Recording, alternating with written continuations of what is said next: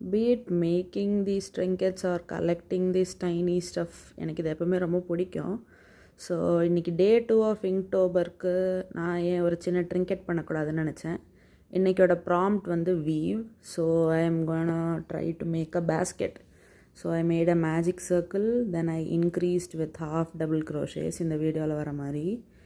நான் வீவிங்கிற கான்செப்ட் வந்து இந்த சின்ன சின்ன பேஸ்கெட்ஸ், அதுக்கப்புறம் குட்டி குட்டி கூடை, அதெல்லாம் வந்து பார்த்து தான் ஓகே ஸோ இப்படி ஒரு கான்செப்ட் இருக்குன்னு சின்ன வயசுலேருந்தே ஒரு idea. So why not we make a lil basket அப்படின்ற ஒரு ஐடியாவில் தான் பண்ணேன். இதை வந்து நான் 3 rows கொடுத்துருக்கேன் ஹைட்காக.